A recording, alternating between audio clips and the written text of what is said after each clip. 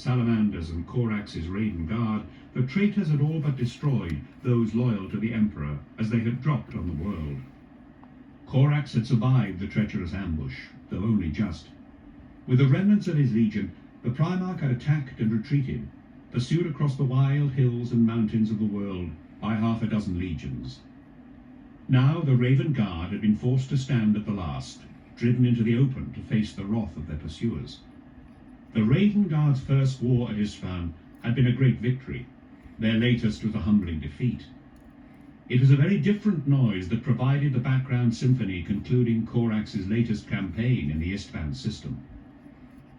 The first missiles from the World Eater's whirlwinds were streaking through the sky towards the Raven Guard. Corax's legionaries refused to take shelter, proud to stand their ground against this enemy after many days of hit-and-run attacks and desperate retreat. The explosions tore through the squads, slaying dozens. Corax stood amidst it all as if in the eye of a hurricane. His officers looked to him and drew strength from his bold defiance of the World Eaters. Caught upon the windswept mountainside, his legion remained resolute. Behind the peak stretched great salt plains that had forced them into this last defiant stand. Ahead of them massed the might of the World Eaters, the rage-driven legion of Angron, who strode at their head, roaring for the blood of his brother Primarch. A sea of blue, spattered with the red of gore, swept up from the valley, intent on the destruction of the Raven Guard. Maddened by neural implants and driven into a battle frenzy by inhuman cocktails of stimulants, the berserk warriors of the World Eaters pounded up the sloping mountainside while their tanks and guns provided covering fire. Every warrior bellowed his eagerness to fulfill the blood oaths he had sworn to his Primarch. As explosions rocked the slopes, missiles from the whirlwinds hammering into legionaries and rock in fountains of fire, Corax glanced up to see more vapor trails crossing the open skies. But something was wrong with their direction. They came from behind the Raven Guard. Corax saw broad-winged aircraft plunging down from a scattering of cloud, missile pods rippling with fire. A swathe of detonations cut through the World Eaters, ripping through their advance companies. Incendiary bombs blossomed in the heart of the approaching army, scattering white-hot Promethean over the steep slopes. Corax looked on with incredulity as blistering pulses of plasma descended from orbit, cutting great gouges into Angron's legion. The roar of jets became deafening as dropships descended on pillars of fire. Black dropships emblazoned with a sigil of the Raven Guard. The legionaries scattered to give the landing craft space to make planetfall. As soon as their thick hydraulic legs touched the ground, ramps whined down and boarding gateways opened. At first, the Raven Guard were in stunned disbelief. A few shouted warnings, believing the dropships to be enemy craft painted to deceive. The comm crackled in Corax's ear. He did not recognize the voice. "Lord Corax?" "Receiving your transmission," he replied cautiously, gaze fixed on the World Eaters as they recovered from the shock of the surprise attack and made ready to advance again. "This is Prefector Valerius of the Imperial Army, serving under Commander Bran, my lord." The man's voice was stretched thin with tension. The words snapped out like a drowning man snatching breaths. "We have a short window of evacuation. Board as soon as you are able." Corax struggled to comprehend what the man was saying. He fixed on a detail: Commander Bran. The Raven Guard captain had been left in charge of the Legion's home world of deliverance, and Corax had no answer to why Bran was now here at Isfahan. Adjusting quickly to the development, Corax realized that the Raven Guard who had been left as garrison were here, ready to evacuate the survivors of the massacre. Corax signaled to Agapito, one of his commanders, "Marshal the embarkation. Get everybody on board and break for orbit." The commander nodded and turned, growling orders over the Voxnet to organize the Raven Guard's retreat. With practiced speed, the Raven Guard dispersed, the dropships launching in clouds of smoke and dust as soon as they were full, heading for the ship or ships that had dispatched them. Corax watched them streaking back into the skies as shells and missiles fell once again on the Raven Guard's position.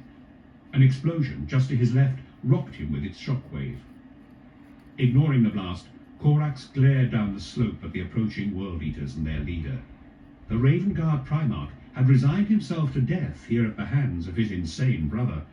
It would be a fitting end to fall to Angron's blades, and there was always a slim, very slim chance that Corax might instead cut down the World Eater and rid the galaxy of his perfidious existence. A moment later, Commander Aloni was at his side. Like the rest of the Raven Guard, his armor was battered and cracked, a mishmash of plates and parts scavenged from fallen enemies.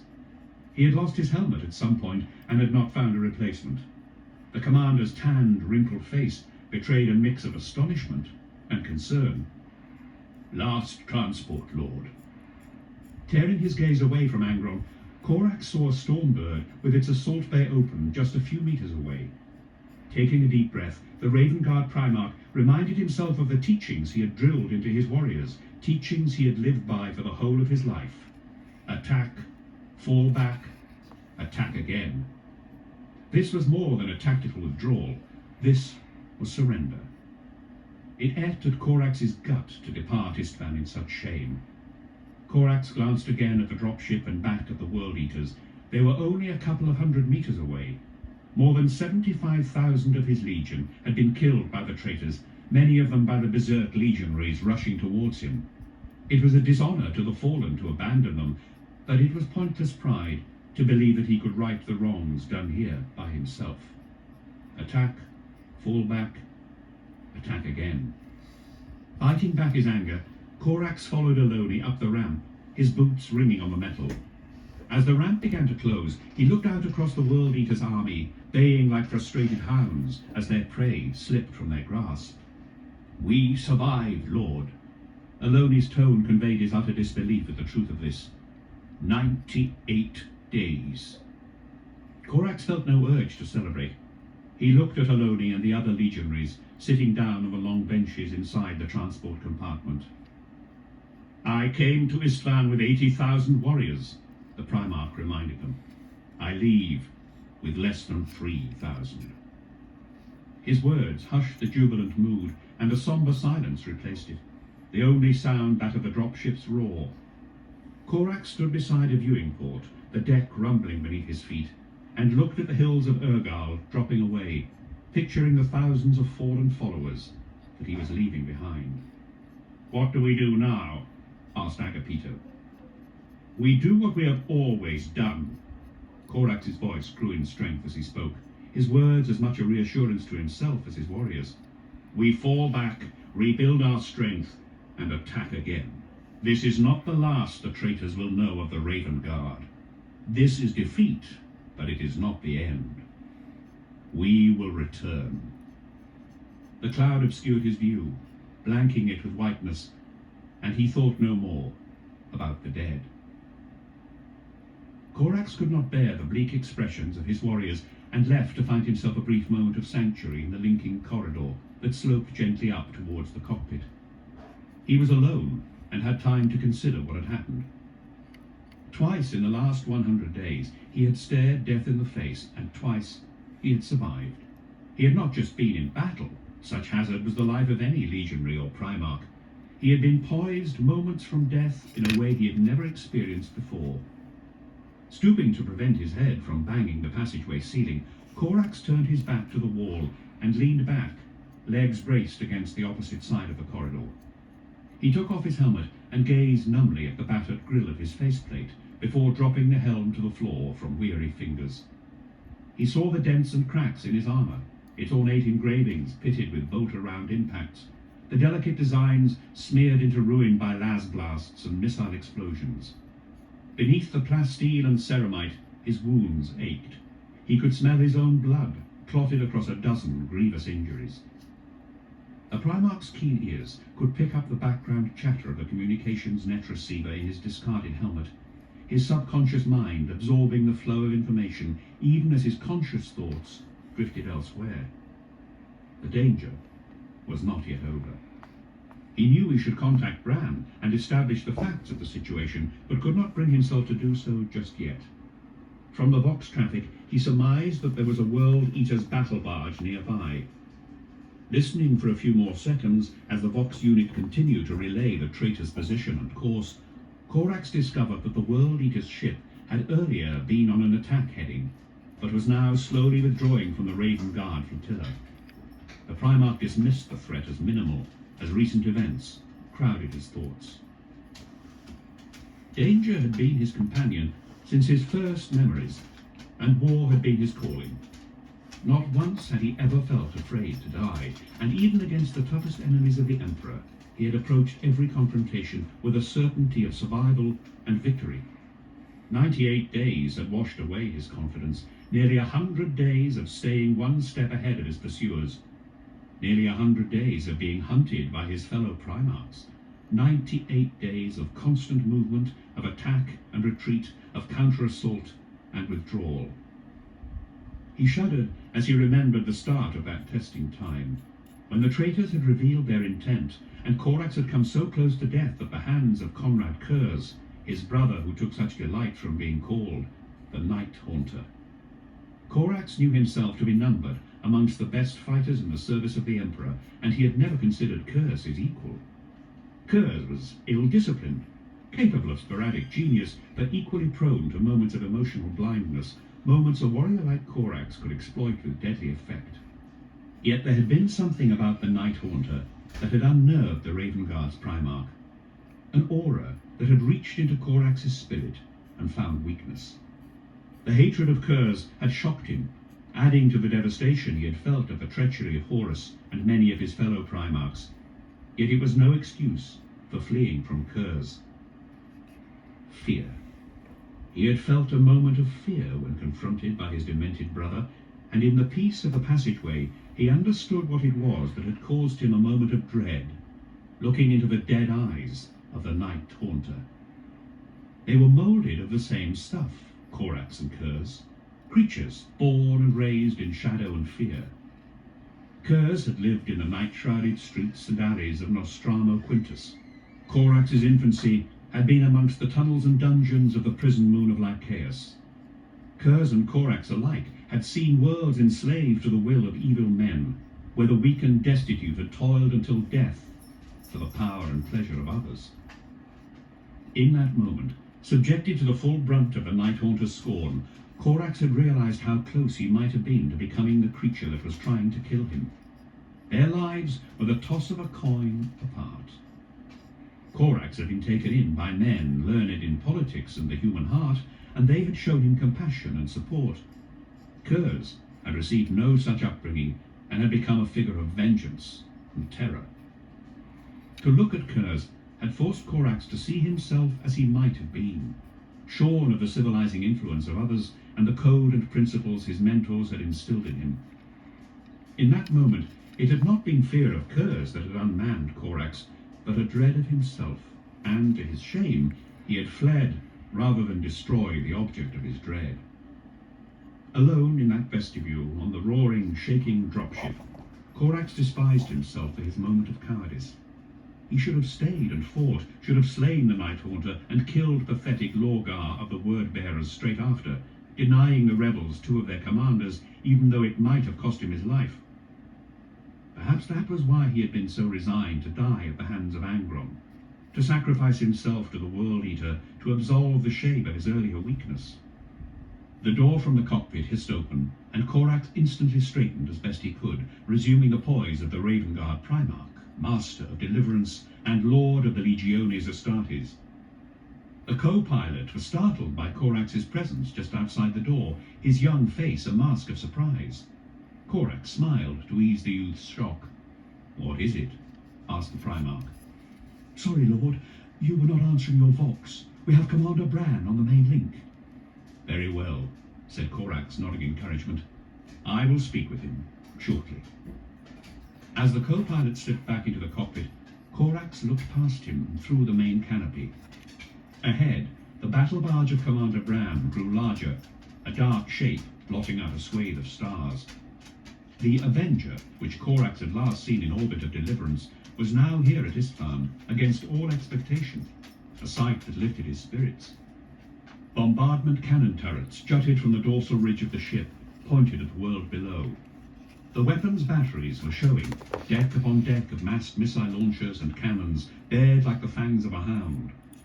The dropship yawed gradually, bringing the painted symbol of the Raven Guard on the battle barge's beaked prow into view as the pilot steered towards the gleaming light of the landing bays.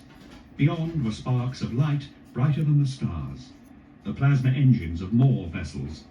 The pinpricks of dropship and shuttle jets converged on the black-liveried ships as the evacuation came to its conclusion.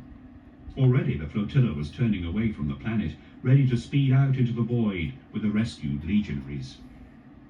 Korak smiled again, this time with relief. He did not understand how it was that Bran came to be here, but he was grateful for the fact. Deadly absolution at the hands of Angron would have been a righteous end, but with everything considered, Korax was glad he had survived to fight again.